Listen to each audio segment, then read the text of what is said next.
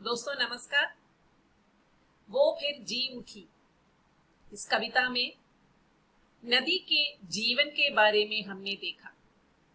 छोटा नागपुर के पहाड़ी इलाके में एक गांव की जीवन दायिनी बनकर बहने वाली उस नदी की जिंदगी हमने देखी थी। वो नदी एक गांव का जीवन था। गांव के मनुष्य, पशु पक्षी, पेड़ पौधे, सभी का जीवन, सभी की जिंदगी उस नदी पर निर्भर था। वो नदी अमीर हो या गरीब, शिकार हो या शिकारी, किसान, बच्चे, बूढ़े, स्त्री, पुरुष, सभी के लिए माँ थी, बहन थी, बहू थी, खेल करने साथ साथ खेलने वाले दोस्त थे। सभी रूपों में वो नदी सभी के प्रिय बनकर, प्यारी बनकर, सहचारिणी बनकर बहती रही। नदी भी खुश, लोग भी खुश, पेड़ पौधे, पशु पक्षी, सभी प्राणी खुश, क्योंकि उस नदी का पानी स्वच्छ था, साफ था, पीने योग्य था। लेकिन धीरे धीरे जो प्रकृति के मुफ्त का जो तोहफा है नदी, उसके साथ सभी खिलवाड़ करने लगे। नदी की शिकायत वहीं से शुरू होती है। सभी नदी से खिलवाड़ करने लगे। जो भी कूड़ा करकट है नदी पर फेंकने लगे। शादी में जो बासी फूल है वो भी नदी में फेंकने लगे। झूठे पत्तल, कूड़ा करकट, कंकड़ सब फेंकने लगे। तो नदी को इस पर शिकायत है, कोई उसका कदर नहीं करता। सिर्फ मनुष्य से नहीं, नदी को पेड़ पौधों से, जानवरों से, पक्षियों से, सबसे शिकायत। कोई उसकी कदर नहीं करता, क्योंकि नदी जो है मुफ्त की सेवा कर रही है। शायद इसलिए तो नदी को गुस्सा आ रही है, नदी अपनी नाराजगी यहीं पर व्यक्त कर रही है। तो हमने वो देखा, नदी हमें स्वच्छ जल देती है, पर हम उसी नदी को प्रदूषित करते हैं। उस पर कुछ भी फेंक देते हैं, जैसे कि कूड़ेदान हो। इससे नदी दुखी है। उसका दुख इस बात पर है कि अब तक वो दूसरों के लिए जीवित थी, पर प्रदूषित होने से वो दूसरों के काम नहीं आ सकती, इसीलिए नदी दुखी है। आगे नदी फिर से वो शिकायत कर रही है। देखिए आगे क्या वो शिकायत कर रही है। अभी उस रोज आ गए झूमते झूमते एक सांड सा, धस गए बेखटके मेरी धार के अंदर। मिटाया तन का ताप, बुझाई रग रग की प्यास। देखते रहे गौर से अपने टूटे सी परछाई के अंदर। फिर जाने ललकारते रहे किसको, फिर जाने दोहराते रहे विजय के कैसे कैसे नारे। देखिए ये सांड गुल्लक है, जो जंगली जानवर है। तो कहते हैं उस रोज झूमते झूमते एक सांड साहब आ गए मेरे अंदर से पानी पीने के लिए, नदी का पानी पीने के लिए सांड आ गए थे झूमते झूमते। और आते ही वो धस गए बेखटके। बेखटके मैंने खटके के बिना, यानी कि शब्द के बिना, आवाज के बिना वो सीधे आकर मेरे पानी के अंदर धस गए, मेरी थार के अंदर धस गए। किसके लिए? मिटाया तन का ताप, अपने शरीर का ताप मिटाने के लिए। वो काफी घूम कर आया था, अपने शरीर का ताप उष्ण शमित करने के लिए, बुझाने के लिए वो नदी की धार में आकर फंस जाते हैं। हमने ऐसे जानवरों को देखा। जानवर जो है जब गर्मी में शरीर में बहुत ताप जो होता है, तो ये जानवर जो है अपने शरीर के ताप को कम करने के लिए, शीतलता के लिए, तो ये जो पानी में आकर काफी देर तक पड़ा रहता है। नदी को भी वो पसंद है, लेकिन जब पानी के साथ वो खिलवाड़ करने लगे तब नदी को गुस्सा आती है। आगे देखिए, मिटाया तन का ताप, बुझाई रग रग की प्यास। अपने शरीर का ताप मिटाया, प्यास बुझाई, रोम रोम की प्यास बुझाई, क्योंकि इतनी गर्मी थी। गर्मी में वो प्यासा मारा, वो आ गया। अपने शरीर का ताप और पेट की प्यास भी वो बुझाई इस नदी के पानी से। फिर क्या किया? देखते रहे गौर से अपने टूटे सींग, उसके सींग, हॉर्न जो है, सींग जो है वो टूट गए। शायद किसी अन्य जानवरों से मुठभेड़ करने से उसके सींग टूटे होंगे। तो नदी का पानी इतना साफ था, इतना स्वच्छ था कि उस पानी में वो अपना प्रतिबिंब देख सकता था। तो अपने प्रतिबिंब देखते वक्त वो अपने टूटे सींग शायद देखा होगा। नदी की कल्पना है या कवि की कल्पना है ये। तो देखते रहे गौर से माने ध्यान से वो अपने टूटे सींग देखते रहे। परछाई, सींग की परछाई, परछाई के अंदर वो नदी के अंदर वो देख रहे थे अपनी परछाई, तो वो टूटे सींग देखे थे। फिर क्या किया उसने, जाने ललकारते रहे किस किस को, पता नहीं वो किसको ललकारते रहे, क्योंकि ये सांड की आवाज कुछ अजीब है, वो जोर जोर से वो अपनी आवाज निकालते हैं। तो शायद वो पानी में अपना शरीर का ताप कुछ कम होते ही जोर जोर से चिल्लाया होगा वहां पड़ा पड़ा। तो नदी कहते हैं पता नहीं वो किसको ललकारता रहता है, वो क्या मुझको ललकारता है। नदी को ऐसा लग रहा है, ललकारना माने चुनौती देना, मिलनी मिलती, यानी किसको ललकारते रहे।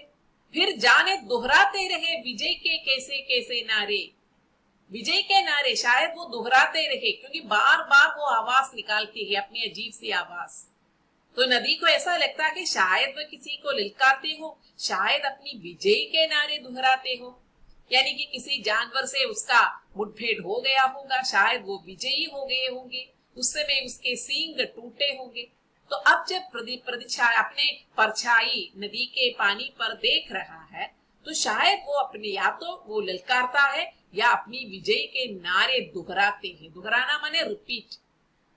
तो इसलिए ये नदी को उसका जो, क्योंकि सांड है तो वो काफी शक्तिशाली जानवर है, मजबूत जानवर है, उसकी आवाज भी इतनी जोर जोर से वो आवाज निकालती है, तो ये सब नदी को शायद अच्छा नहीं लग रहा। तो कहते हैं अभी उस रोज आ गए झूमते झूमते एक सांड सा, धस गए बेखटके मेरी धार के अंदर, मिटाया तन का ताप, बुझाई रग रग की प्यास, देखते रहे गौर से अपने टूटे सींग परछाई के अंदर, फिर जाने ललकारते रहे किसको, फिर जाने दोहराते रहे विजय के कैसे कैसे नारे।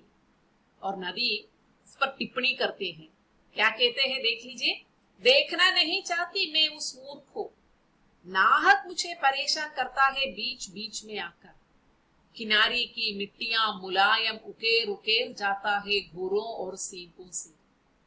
हाय राम मैं क्या करूं, नहीं मुझे फुसलाओ मत, पहचानती हूं तुम सबको, धोखा नहीं दे सकता मुझको कोई, हाँ मैं पहचानती एक एक को।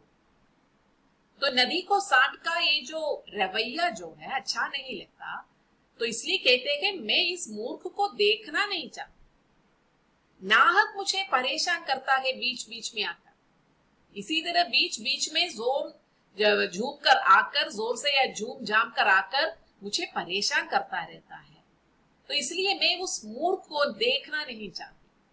और फिर क्या करते हैं, किनारे की मिट्टियां मुलायम उकेर उकेर जाता है, उकेर उकेर जाना कि अपने खुरों से, ये जो सांड जो है अपने खुरों से यानी कि अपने पैर से और अपने सींगों से ये जो किनारे की जो मिट्टियां जो है उस पर वो मिट्टियों को उकेर कर लेके जाता है, यानी कि वो अपने पैर उधर उकेर लेता है और सींग को उसे उकेर लेता है। तो आपने देखा होगा ये। तो इससे क्या है, वो किनारे की मिट्टियां धीरे धीरे नदी में गिर जाती है। तो इसलिए किनारे की मिट्टियों का धीरे धीरे नदी में गिरना जो है, नदी थोड़ा और विशाल बन जाएगा। गांव के जो प्रदेश जो है समतल प्रदेश उस तरफ भी नदी व्याप्त हो जाएगी, तो लोगों के लिए वो परेशानी होगी। तो वो मुलायम मिट्टियां इस तरह नदी पर गिर जाती, तो इसलिए नदी कहते हैं ये मुझे नाहक परेशान करता है। किनारे की मिट्टियां मुलायम उकेर उकेर जाता है खुरों और सींगों से। हाय राम मैं क्या करूं, ऐसे सांड से, ऐसे बेवकूफ कहते मूर्ख है, मूर्ख सांड से मैं क्या करूं, ये मेरे लिए आपत्ति है ये। तो नदी को बहलाने के लिए कवि या अन्य लोग कुछ कहते हैं, या फुसलाने के लिए, फुसलाना माने क्या है, आश्वास दिलाना, दिलासा दिलाना, देखो ऐसा नहीं है, तुम ऐसा मत सोचो, ये सांड तो ऐसा, उनका रवैया ऐसा है, वो जानबूझकर ऐसा नहीं करता। इतनी सारी बातें करके नदी को फुसलाने की कोशिश, दिलासा देने की कोशिश करते हैं नदी कवि। तो उस समय कहते हैं नहीं नहीं, मुझे फुसलाओ मत, मैं तुम सबको पहचानती हूँ, तुम सब उनके साथ हो, मेरा कोई कदर ही नहीं है। तो नदी को गुस्सा आ जाता है, तो इसलिए नदी किसी का कहना नहीं मानता। तो कहते हैं नहीं, मुझे फुसलाओ मत, मैं तुम सबको पहचानती हूँ, धोखा नहीं दे सकता मुझको कोई, तुम में से कोई भी मुझे धोखा नहीं दे सकता। हाँ, मैं पहचानती हूँ एक एक को, एक एक को मैं पहचानती हूँ, क्योंकि नदी ही एक ऐसा जीव है, या नदी ही एक ऐसी वस्तु है जो सभी को जानती है। गांव के लोग शायद आपस में नहीं जानते हो, लेकिन नदी सभी को जानती है, क्योंकि नदी के पास सभी आते हैं।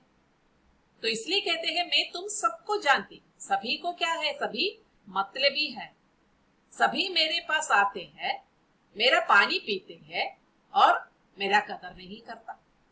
तो इसलिए कहते हैं मुझे फुसलाने की कोशिश मत करो, मैं एक एक को जानती हूँ। देखेंगे नदी क्या कहती है, नहीं गलाऊंगी अब मैं अपनी देह किसी की खातिर, बंद कर दूंगी मैं तो अपना बहना ही, क्या कर लेगा मेरा कोई, रहूंगी मैं जहां की तहां, गरज हो किसी को तो सामने आई, देखूंगी मैं।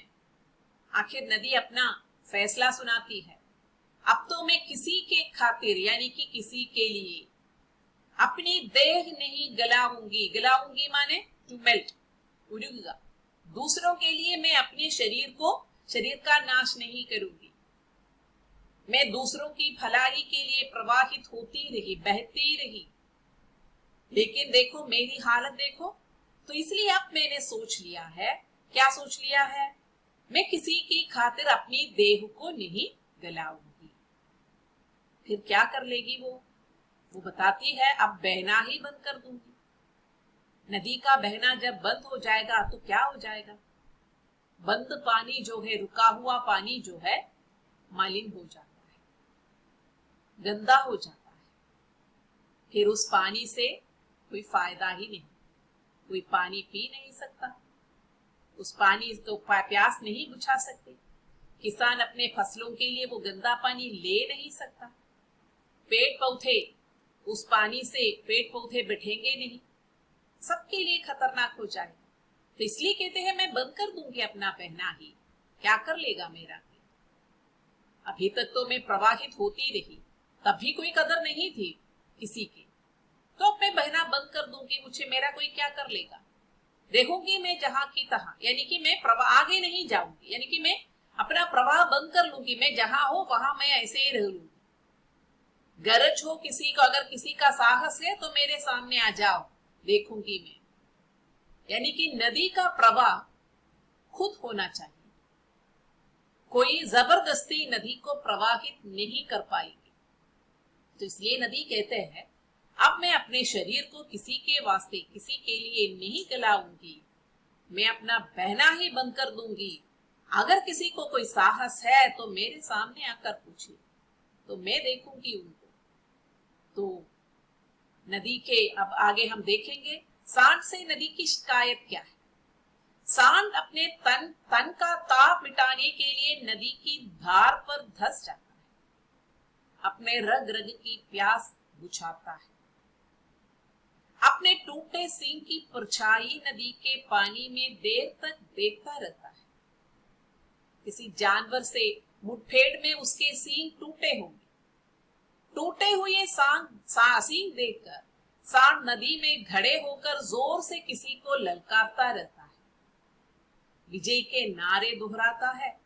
सांड का ये व्यवहार नदी को पसंद नहीं, इसलिए वो कहती है कि इस तरह बीच बीच में आकर परेशान करने के कारण मैं उस मुंह को देखना तक नहीं चाहती। अपने ललकार के बीच वो सांड नदी के किनारे की मिट्टी भी उकेर कर जाता है, जो नदी के लिए खतरनाक है। अपनी असहाय स्थिति को दिखाते वो कहती है, हाय राम, मैं क्या करूं? तो यही नसाट से नदी की शिकायत है। आगे देखिए, नदी को फुसलाने के लिए आए लोगों से वो कहती है, मुझे मत फुसलाओ, मैं तुम सबको जानती हूं, मुझे कोई धोखा नहीं दे सकता। अब मैं अपनी देह किसी के लिए नहीं गलाऊंगी, मैं अब बहना ही बंद कर दूंगी। दूसरों के लिए मैं जीवन देती हूं, पर किसी को मेरा कोई कदर ही नहीं। मैं अब बहना ही बंद कर दूंगी, तब सबको पता चलेगा। अगर किसी को साहस हो तो मेरे सामने आओ, मैं उनको बताती हूं मैंने क्या क्या भुगते हैं, क्योंकि लोगों को मैंने इतना कुछ दिया है, लेकिन लोगों ने मुझे क्या दिया है मैं बताती हूँ। तो मैंने क्या क्या भुगते हैं ये मैं बताती हूँ उनको, तो इसलिए कोई सामने आ जाए मैं बताती हूँ। आगे देखेंगे तो फिर से नदी को फुसलाने की कोशिश कर रहे हैं कवि या अन्य लोग। अरे नहीं नदी रानी, ऐसा नहीं, ऐसा नहीं, ऐसा नहीं, रंज मत हो ना नदी रानी। नहीं नहीं नहीं नहीं नहीं नहीं, नदी ने समेट लिया अपने आप को। तो कवि कहते हैं, अरे नहीं नदी रानी, ऐसा नहीं, तुम जो समझ रहे हो वैसा नहीं, लोगों को तुम्हारा कदर है, तुम्हारी कदर वो कर रहे हैं, ऐसा नहीं, तुम रंज मत होना, दुखी मत होना, ऐसा नहीं है।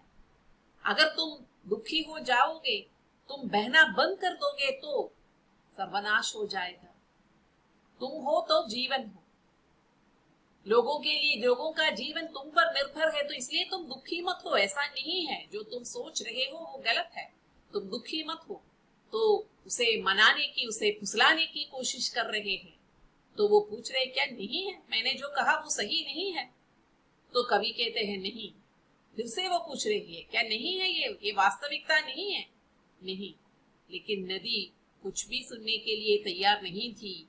उसने क्या कर दिया, अपने आप को समेट लिया। समेट लिया माने अपने अपने ही अंदर अंदर वो सिकुड़ गई, बहना बंद कर दी, अपने आप को वो समेट लिया। आगे क्या हुआ, रुक गए प्रवाह, गायब हो गई लहरें, फैलने लगा सवार अंदर ही अंदर, बदलती गई पानी की रंगत, कहीं और जाने लगी पशु पक्षी, टहलने बुलने लगे कीड़े, झांकना तक छोड़ दिया छोकरों छोकरियों ने। पांक पांक और पांक, कीचड़ और कीचड़ और कीचड़। तो यही हो गई नदी की हालत। रुक गए प्रवाह, नदी का प्रवाह रुक गए। जैसे कि उसने कहा मैं प्रवाहित होना बंद कर दूंगी, बहना ही बंद कर दूंगी, उसने वही किया, उसका प्रवाह रुक गया। जब प्रवाह रुक जाता है तो क्या होता है, लहरें गायब हो गई। जो नदी में जो बहती नदी में जो लहरें उठती थी वो लहरें गायब हो गई। सवार फैलने लगा, सवार अंदर ही अंदर, सवार माने प्रवाह, जो प्रवाह नदी में था वो प्रवाह अंदर ही अंदर फैलने लगा, यानी कि नदी के अंदर ही रह गया। वो प्रवाहित होना बंद करके वो पानी तो रुक गया वहीं पर। तो जब पानी रुक जाता है तो क्या हो जाता है, जैसे कि मैंने पहले कहा, पानी गंदा हो जाता है। तो धीरे धीरे पानी की रंगत यानी कि पानी का रंग बदलने लगा। पानी की रंगत धीरे धीरे बदलती गई, क्योंकि रुका हुआ पानी जो है उसमें बहुत सारे कीचड़ आ जाते हैं, बहुत सारी गंदगी हो जाती है। तो उसका वो जो पानी का रंग बदलने लगा। तो उस पानी से कोई फायदा नहीं है, तो वो पानी पीने के लिए कोई भी नहीं आएगा। तो पशु पक्षी प्यास के मारे इधर उधर भटकने लगे और वे क्या कर दिए, उन्होंने क्या कर दिए, कहीं और जाने लगे पशु पक्षी जो है कहीं और, पानी तो पीना ही है, तो कहीं और पानी की तलाश में वो इधर उधर जाने लगे। क्योंकि एक ही तो नदी थी जो स्वच्छ पानी देती थी, अब वो पानी खराब हो गया, मलिन हो गया, गंदगी फैल गई। तो पशु पक्षी पानी के लिए इधर उधर जाने लगे, कहीं और जाने लगे। फिर उस नदी के पानी में क्या हुआ, कीड़े टहलने बुलने लगे, कीड़े पनपने लगे। വളരാൻ തുടങ്ങി। क्योंकि रुका हुआ पानी जो है, गंदे पानी जो है, उसमें कीड़े ही कीड़े होंगे, वही कीड़े बीमारियां फैलाती है, तो बीमारियां फैलेगी। ऐसे ही नदी का प्रवाह जब रुक जाएगा तो बीमारी फैलेगी, तो पशु पक्षी प्यास के मारे भटकने लगेंगे, कीड़े तो काफी पनपने लगेंगे, तो जिससे क्या होगा, बीमारियां फैलने लगेगी, जो लोगों को मारने लगेगा। लोगों की जिंदगी के लिए ये आपत्ति है। देखो नदी किस तरह हमें जान देती है, और वही नदी जब रुक जाती है तो वो जान लेती है। तो यही दिखाना चाहते हैं कवि भी। तो टहलने बुलने लगे कीड़े, झांकना तक छोड़ दिया छोकरा छोकरियों ने।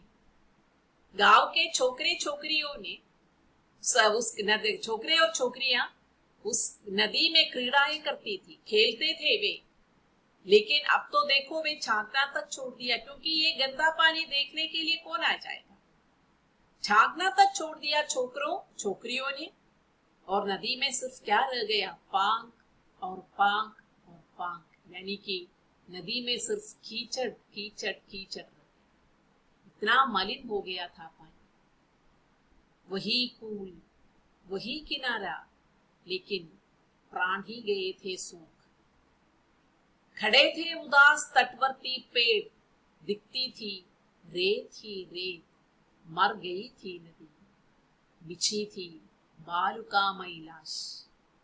वही कूल, वही किनारा, लेकिन प्राण ही गए थे सूख। खड़े थे उदास तटवर्ती पेड़, दिखती थी रेत ही रेत, मर गई थी नदी, बिछी थी बालुकामयी लाश। कूल माने किनारा, नदी का किनारा वही था, लेकिन नदी का प्राण सूखे, नदी के प्राण सूखे, प्राण नहीं थे। नदी तो वही थी, लेकिन नदी में प्राण नहीं। देखिए हम जिंदा है, चलते फिरते हैं, लेकिन जैसे ही हमारा जीवन चला जाता है, जान चली जाती है, तो फिर हम लाश रह जाती है। उस लाश को लोग ज्यादा समय अपने घर में नहीं रखेंगे, उसे या तो जला दिया जाता है, उसका संस्कार किया जाता है ना, क्योंकि उससे बदबू आ जाएगी। यही तो नदी की बात भी होगी। वही कूल, वही किनारा, वही नदी, लेकिन प्राण ही सूख गए थे, जिससे मरी हुई उस नदी को देखकर सामने जो तटवर्ती पेड़ जो है वो उदास खड़े रहे, क्योंकि उन पेड़ों के जीवन का आसरा भी, आश्रय भी यही नदी तो थी, है ना। दिखती थी रेत ही रेत, अब तो नदी में सिर्फ रेत ही रेत दिखाई देती है, पानी भी बहुत कम है, तो रेत ही रेत दिखाई देती है। मर गई थी नदी, इस तरह नदी मर गई थी। अब जो दिख रही है हम, वो नदी के बालुकामयी लाश, बालू से भरा हुआ, रेत से भरी हुई वो लाश हमें दिखती है। यहाँ नदी नहीं दिखाई देती। अगर वो नदी है तो वो बहेगी, अबे जो नहीं बहती, इसमें कीचड़ ही कीचड़ है, जो धीरे धीरे सूख कर रेत हो गया है, तो ये नदी नहीं है, सिर्फ नदी की बालुकामयी लाश के, बालू से भरी हुई लाश है। मच गया हल्ला सारे प्रदेश में, मर गई थी नदी, उमड़ पड़े जगह जगह लोग, मर गई थी नदी, दुखी था किसान, मर गई थी नदी। देखो नदी के मरने पर खबर तो चारों ओर फैल गई, मरने की खबर जल्दी पहुंच जाती है ना, तो लोग उमड़ पड़ गए, चारों ओर हल्ला मच गया, अरे राम हम क्या करेंगे, हमारा जीवन आगे कैसे होगा। लोगों के लिए, पेड़ पौधों के लिए, पशु पक्षियों के लिए जीवन का आश्रय यही नदी तो था, वो नदी अब मर गई तो हल्ला मच गया, लोग भयभीत होने लगे, मर गई थी नदी, जगह जगह से लोग उमड़ पड़े, अब क्या करें, नदी को कैसे जीवित रखें। अब लोगों के मन में नदी की कदर है। जब नष्ट हो जाता है ना, जब कुछ खो जाता है, तभी उसके मूल्य का पता चलता है। जब हमें मुफ्त में ये जो पानी मिलता रहा, तब हमें उसके मूल्य का पता नहीं था। अब जब नदी मर गई तो लोग हल्ला मचाने लगे, हाय हम क्या करेंगे। किसान दुखी था, उनके फसलों का क्या होगा। मर गई थी नदी। नदी को समझाने की और दिलासा देने की काफी कोशिश की गई। दुखी मत होने के लिए भी कहा गया, पर वो एक न मानी। अपने आप को अंदर ही अंदर समेट लिया उसने। इस तरह नदी का प्रवाह रुक गया, लहरें गायब हो गई। धीरे धीरे पानी की रंगत बदल गई। रुका हुआ पानी में गंदगी फैलती है, वो पीने योग्य नहीं होता। इसलिए अब नदी में पानी पीने के लिए पशु पक्षी नहीं आते। प्यास के मारे वे कहीं और जाने लगे। गंदे पानी में कीड़े टहलने बुलने लगे। एक समय था छोकरे छोकरियां इस नदी में खेला करते थे, पर अब वे नदी की ओर झांक कर देखती तक नहीं। कीचड़ से भर गई थी वो नदी। तो यही नदी की हालत है, मरी हुई नदी की हालत। वो नदी, वही नदी, वही किनारा, और उसके प्राण सूख गए थे। नदी की ये हालत देखकर तट पर खड़े पेड़ पौधे उदास हो गए। अब तो नदी में रेत ही रेत दिखाई पड़ती थी। मर गई थी नदी, सिर्फ उसकी बालू से भरी लाश दिखाई देती थी। नदी के सूखने से उस प्रदेश में हल्ला मच गया। सबकी जीवन दायिनी थी वो। लोग खबर सुनकर उमड़ पड़े। किसान दुखी थे, अब उनकी फसल का क्या होगा। सब दुखी थे, परेशान थे। इसी नदी के किनारे उस गांव का जीवन निर्भर था। आगे देखिए, फिर से आ गई जान नदी के अंदर कई महीनों बाद। फिर से आ गई जान नदी के अंदर कई महीनों बाद। बादलों से कहा था सूरज की किरणों ने, सूरज की किरणों से कहा था हवा ने, हवा से कहा था मेंढकों ने। झेलना पड़ा था नदी का घमंड मेंढकों को, झूठा घमंड, फिसूल का घमंड। देखिए, कई महीने बीत गए इस तरह। नदी में पानी जो है, नदी का पानी बंद हो गया, रुक गया। इस तरह नदी का पानी मलिन हो गया, गंदगी फैल गई। काफी महीने बीत गए। तो नदी में रहने वाले मेंढक जो है, नदी में भी रहते हैं, किनारे में भी रहते हैं, लेकिन कीचड़ से भरी इस नदी में रहना बहुत मुश्किल हो गया उनके लिए। तो सबसे ज्यादा जो तकलीफ जो है वो मेंढकों को हुआ। तो मेंढकों को नदी का घमंड झेलना पड़ा है। नदी का जो इस तरह समेटना, नदी का प्रवाह बंद होना, नदी के घमंड के रूप में चित्रित किया है। तो नदी के इस घमंड का फल भुगतना पड़ा था बेचारे मेंढकों को। तो मेंढकों ने हवा से कहा, देखो नदी से फिर से जिंदा करो, अगर किसी को हो सके नदी को जिंदा करो, हम नहीं तो हम सब मर जाएंगे। मेंढकों ने कहा। किससे कहा? हवा से कहा। हवा ने किसे कहा? सूरज की किरणों से। हवा तो कुछ कर नहीं पाते, हवा बताती है, सूरज से बता, देखो तुम कुछ न कुछ तो कर लो, इस नदी को अब जिलाना है, जिंदा करना है, तो इसलिए तुम कुछ न कुछ करो। सूरज की किरणों ने भी सोचा, और सूरज की किरणों ने बादलों से कहा, देखो तुम ही कुछ कर सकते हो, बादल बारिश बनकर तुम बरसो और नदी में जीवन डालो। तो कई बादलों से कहा था सूरज की किरणों। तो इस तरह मेंढकों ने हवा से कहा, हवा ने सूरज की किरणों से कहा, सूरज की किरणों ने बादलों से कहा। फिर क्या हुआ? डाल दिया बादलों ने नदी के अंदर जीवन चुपचाप एक रात। डूब गए दियारे छोटे मोटे, टूट गई हदें, टूट गए बांध, फिर से हो गया चालू पानी का प्रवाह। किनारों के बीच से होकर फिर से लगी नाचने लहरें, फिर से लगे मचलने झाग, फिर से फैल गई खुशखबरी, इर्द गिर्द। देखिए, बादलों ने सूरज की किरणों की बात सुनी और चुपचाप उसने क्या कर दिया, एक दिन नदी के अंदर जीवन डाल दिया, यानी कि बादल बरसने लगा। जब बादल बरसने लगा तो स्वच्छ पानी की, साफ पानी की बूंदे नदी पर पड़ने लगा। तो फिर नदी चुपचाप वहां खड़ी नहीं हो पाती, नदी को बहना ही पड़ा। देखो, वो हदें तोड़कर वो बहने लगी, क्योंकि बारिश इतनी जोरदार हुई कि नदी में पानी ज्यादा बढ़ता गया। तो किससे क्या हुआ, डूब गए दियारे, छोटे मोटे दियारे माने नदी के किनारे जो जमीन जो है, वो जमीन धीरे धीरे वहां से टूटकर नदी में गिरने लगी, क्योंकि इतने जो प्रवाह जो है बढ़ने लगा, पानी जो बढ़ने लगा तो दियारे डूब गए, क्योंकि पानी ऊपर ऊपर आ गया तो वो दियारे जो है वो उस पानी में डूब गया, क्योंकि नदी को फिर प्रवाहित होना ही पड़ा।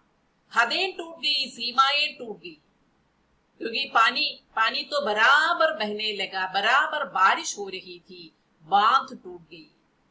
तो बहुत सारी बारिश हो जाती है तभी तो बाढ़ आ जाती है। तो यहाँ पर जो नदी रुकी हुई थी, उस नदी में जीवन डालने के लिए बारिश तो आ गई, बादल बरसने लगा, जिससे बारिश धूमधाम से बारिश आ गई। तो हदें जो टूट गए बांध, और फिर से हो गया चालू पानी का प्रवाह। तो पानी फिर से प्रवाहित होने लगी, नदी फिर से बहने लगी, किनारों के बीच से होकर फिर से लगी नाचने लहरें।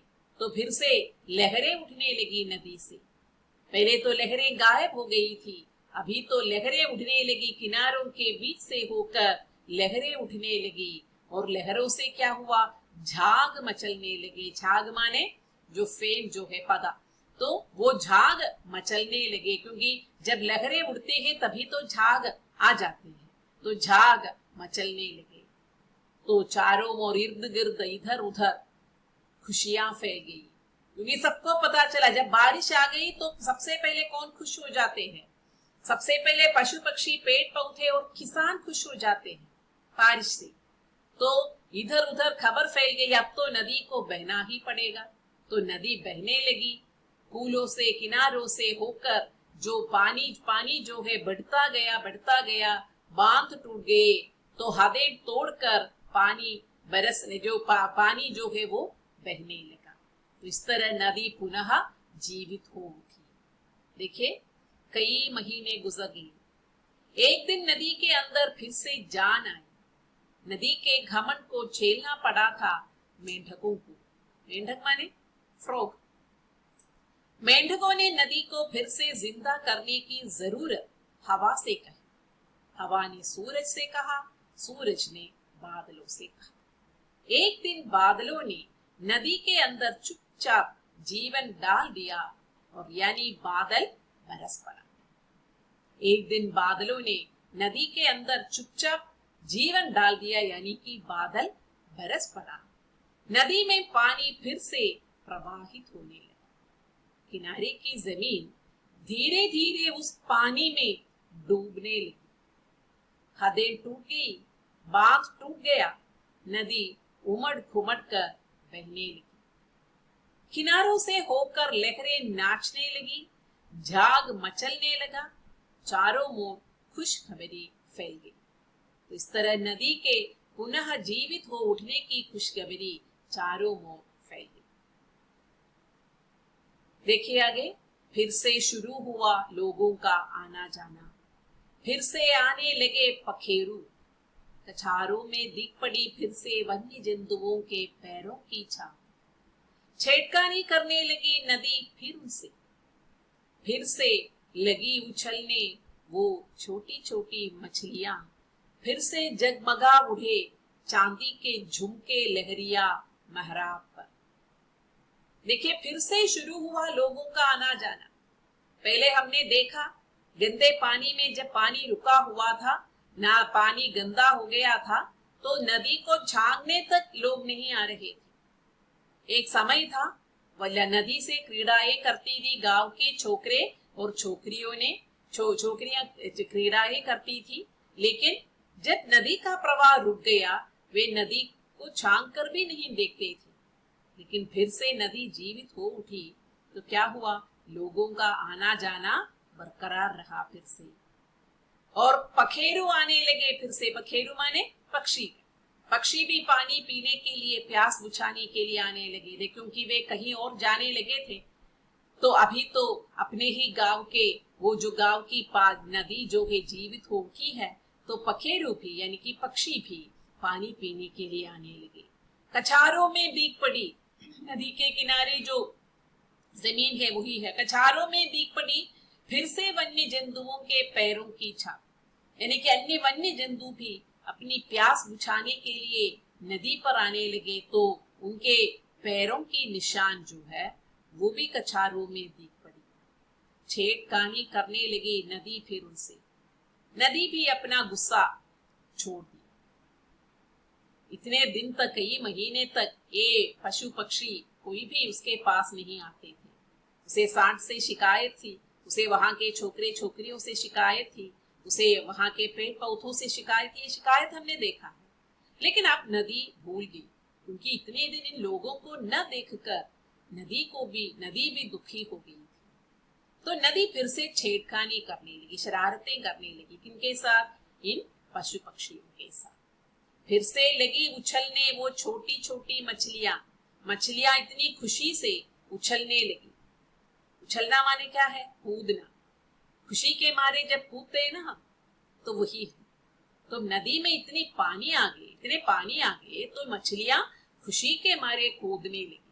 तो वो लहरों में वो मछलियों का कूदना हम देखते हैं। तो यहीं पर कवि को ऐसा लगता है, फिर से जगमगा उठे चांदी के झुमके लहरिया मेहराब पर। मेहराब माने क्या है? ये जो आर्च जो होता है ना, जो जैसे कि हम ये जो दरवाजे के ऊपर लगाते हैं या घरों के ऊपर आर्च शेप जो है वही मेहराब है। तो जब ये जो देखे वो लहर जब उड़ते हैं तो मेहराब या आर्च शेप हो जाते हैं। तो उस आर्च शेप के बीच में ये जो मछलियों का उछलना, ऐसा लगता है जैसे कि चांदी के झुमके हो। झुमके माने जो कानों में लगाए जाने वाले झुमका जो होते हैं, उसी तरह लग जाते हैं। ये जो मछलियां जो है, एक झुमका जो हिलता रहता है, तो लहरों के बीच जो हिलने वाली मछलियों को देखकर ऐसा लगता है जैसे कि लहरिया रूबी मेहराब पर चांदी के झुमके लगे हुए, ऐसा लग रहा था, क्योंकि इतना खूबसूरत नजारा था। आगे देखिए, फिर से उलीचने पानी एक दूसरे पर छोकरे छोकरियां। तो छोकरे छोकरियां पानी उलीचने लगी, क्योंकि इतना पानी है। तो पानी उलीच कर वे खेलने लगे, मुस्कुराने लगे फिर से किनारों के जंगल। फिर से पा गए आईना अपना, जामुन और नीम और गूलर और पलाश। देखिए, फिर से पानी एक दूसरे पर उलीच कर खेलने लगे गांव के छोकरे छोकरियां। और वह जंगल जो है, जंगल किनारे, अपने किनारे जो इस तरह की खुशियां देकर जंगल मुस्कुराने लगे। जो नदी के किनारे जो जंगल था वे मुस्कुराने लगे, क्योंकि उस जंगल में जो पेड़ पौधे शुरुआत में हमने देखे, बहुत सारे पेड़ पौधे थे। कौन कौन से थे? वो जामुन था, नीम था, पलाश था, गूलर था। ये सब अपना प्रतिबिंब नदी के उस स्वच्छ पानी में देखा करते थे। तो वो अब फिर से उनका आईना नष्ट हो गया था। जब नदी का पानी रुक गया था, पानी मलिन हो गया था, तो वो अपना परछाई नदी पर देख नहीं पाते थे। तो इस तरह जो पानी में जो नदी का जो नदी को आईना जब तभी कहते हैं जब उसमें हम अपना परछाई देखते हैं, तभी तो तब नदी को स्वच्छ पानी, नदी में जब स्वच्छ पानी है तभी तो वो आईना बन सकेगा। तो यहीं पर नदी है, जो पलाश, नीम, गूलर, जामुन आदि पेड़, जो जंगल में जो पेड़ है, उनको अपना आईना दोबारा मिल गया, यानी कि नदी दोबारा प्रवाहित होने लगी, नदी का पानी स्वच्छ होने लगा। देखिए, फिर से जी उठी उस नदी के किनारे लोगों का आना जाना लगा रहा। पक्षी पानी पीने आने लगे। कछारों में वन्य जंतुओं के पैरों की छाप दिखाई पड़ी। नदी भी अपनी नाराजगी छोड़कर उन सबसे छेड़खानी करने लगी। छोटी छोटी मछलियां भी उछलने लगी, जैसे लहरिया रूबी मेहराब पर चांदी के झुमके जगमगा रहे। गांव की छोकरे छोकरियां फिर से पानी उलीच कर खेलने लगी। खुशी का ये वातावरण देखकर किनारों के जंगल मुस्कुराने लगे, क्योंकि नदी के उस स्वच्छ पानी में जामुन, नीम, गूलर, पलाश के पेड़ फिर से अपना आईना प्राप्त किया था। पेड़ों ने स्वच्छ व साफ पानी में कोई अपना प्रतिबिंब देखने लगे। सभी अपना प्रतिबिंब उस स्वच्छ पानी में देखने लगे। देखिए अंतिम पंक्तियां देखिए, कितनी सुंदर है। देखिए कितनी खुश है तटवर्ती गांवों की कुंवारी लड़की, दोनों भर भर बहा रही है जलते दीपक। किस ओर चला गया है जाने बहकर नदी का घमंड, कभी नहीं सूखेगी अब ये नदी, बहती रहेगी सदैव चंचल सरिता। चंचल होगी तो होगी, जान मारू तो नहीं होगी। बांटती रहेगी छोटी छोटी खुशियां, छोटी छोटी लहरों के जरिए। देखिए सब खुश है, पेड़ पौधे खुश है, पशु पक्षी खुश है, गांव के लोग खुश है, सब प्रकृति भी खुश है, जंगल भी खुश है, क्योंकि नदी फिर से जीवित होगी, जी उठी, वो फिर जी उठी। कितनी खुश है तटवर्ती गांवों की कुंवारी लड़कियां। तटवर्ती गांवों की जो छोटी छोटी लड़कियां जो है वो बहुत खुश है। तो वो अपनी खुशी कैसे दिखा रही है? दोनों भर भर बहा रही है जलते दीपक। देखिए उत्तर भारत में ऐसा एक कस्टम है, ये रिवाज है।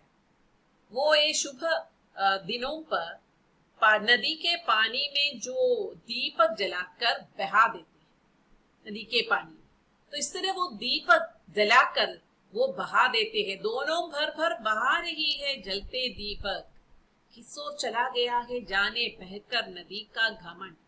नदी भी ये सब इन सब में आनंद ले रही है, इसलिए कवि कहता है पता नहीं नदी का घमंड किस ओर चला गया है। अभी तक तो वो काफी शिकायतें करने लगी थी, लेकिन न तो अब उसे शिकायत है, न उसके मन में अहंकार यानी कि घमंड, न नाराजगी, कुछ भी नहीं है। वो लोगों की खुशियों को देखकर वो खुद खुश हो रही है। तो इसलिए कवि कहते हैं पता नहीं नदी का घमंड किस ओर चला गया है। कभी न फिर वो आशा करता है, कवि की आशा है अब फिर से कभी नहीं सूखेगी ये नदी, कभी नहीं सूखेगी अब ये नहीं नदी। फिर क्या है, बहती रहेगी सदैव चंचल सरिता। सरिता माने नदी, नदी तो चंचल है। चंचल माने क्या है, हमेशा, क्योंकि जिसका चलन होता है वो चंचल है, नदी तो बहती रहती है। फिर दूसरा अर्थ है कि जिसका मन चंचल हो वो कभी भी कुछ भी कर सकता है। तो इसलिए नदी को चंचल इसलिए कहा गया है, इसलिए उसे वो गुस्से में अपना बहना बंद कर दिया, क्योंकि वो चंचल चित्त है, उसे खुद पता नहीं है क्या करना है। इस अर्थ में भी वो चंचल अर्थ हम ले सकते हैं। लेकिन कवि की आशा है अब तो नदी कभी नहीं सूखेगी, क्योंकि नदी को पता चल गया कि इतने दिन तक लोग उसके पास नहीं आए तो वो कितना दुखी हो गई थी, और उसी तरह लोगों का जीवन कितना दूभर हो गया था, कितना कठिन हो गया था, ये भी उसने देखा। तो इसलिए कवि की आशा है कि ये नदी अब कभी नहीं रुकेगी, कभी नहीं सूखेगी, बहती रहेगी सदैव चंचल सरिता। चंचल होगी तो होगी, जान मारू तो नहीं होगी। कवि ये कहते हैं चलो ये नदी चंचल तो है, लेकिन वो प्राण घातक नहीं है, प्राण नाशनी नहीं है, प्राण नाशक नहीं है। तभी तो उसने फिर से बहना शुरू कर दिया था। बांटती रहेगी छोटी छोटी खुशियां, छोटी छोटी लहरों के जरिए। तो ये नदी अपनी छोटी छोटी लहरों के जरिए, लहरों के द्वारा सभी के मन में खुशियां बांटती रहेगी, यही कवि की आशा है। देखिए नदी को पुनः जीवित हो, नदी का पुनः जीवित हो उठने पर तटवर्ती गांव की कुंवारी लड़कियां बहुत खुश हैं। नदी के पानी में जलते दीपकों को छोड़कर वे अपनी खुशी जता रही है। लोगों की खुशियां देखकर नदी का खमन भी बह गया है। कभी आशा करते हैं अब तो ये नदी कभी नहीं सूखेगी। ये चंचल सरिता हमेशा हमेशा बहती रही। ये चंचल अवश्य है पर प्राण घातक बिल्कुल नहीं। ये सबकी प्राणदायिनी है। अपनी छोटी छोटी लहरों के द्वारा ये नदी सबको खुशियां बांटती रहेगी। यही कविता की अंतिम पंक्तियां हैं। दोस्तों, यहाँ पर कवि ये जो वर्तमान समय की ओर भी इशारा करते हैं। हाँ, कवि ने नदी को घमंडी जरूर बताया है। अपने घमंड में आकर उसने बहना बंद कर दिया है, यही कहा है।